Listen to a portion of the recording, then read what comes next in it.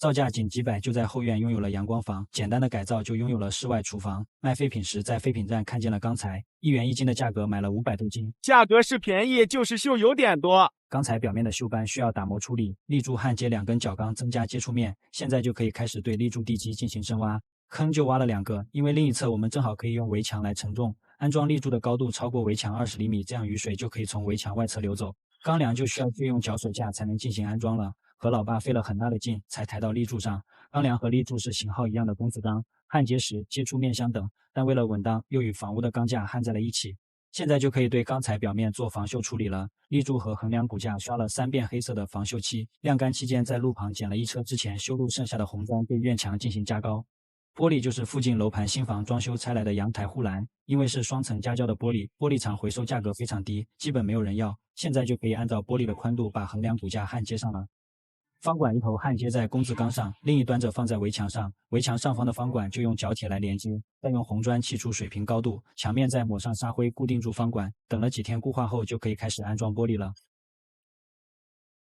玻璃和钢材之间就剪了一截轮胎皮作为缓冲垫，玻璃都是来自一个楼盘的同一个户型护栏，所以玻璃尺寸都是相同的，除了4个角有孔以外，其他和新的夹胶玻璃并没有什么区别。玻璃与玻璃之间的缝隙就用结构胶进行粘连。看到这里，可能有很多宝子会认为我是不是做门窗的，其实看我打胶就知道我是业余的。之所以了解这些，也是受益于网络平台抖音搜索家装相关的内容，真的可以学到很多居家改造灵感。5月3号到5月5日，抖音家装还会在广州永庆坊举办灵感之城的线下活动，还有张远惊喜亲临，现场还有很多家装改造灵感和内容可以去逛逛。现在我们看一下废物利用仅几百造价的阳光房基础成型效果。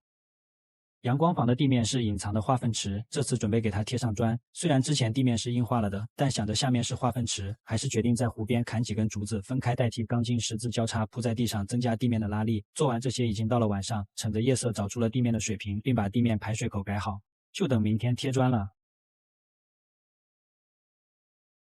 沙灰按照一定比例搅拌均匀，就正式开始了地面贴砖工作。地面还是用院子一样的芝麻白花钢岩，这种材料造价比室外地砖便宜，且更防滑耐磨。我是按照工字错碰排列的，优点更牢固。麻烦的是每一行都需要切割一块石板，不过所有的努力只为更好的结果。地面铺好之后，整个阳光房看起来更明亮了。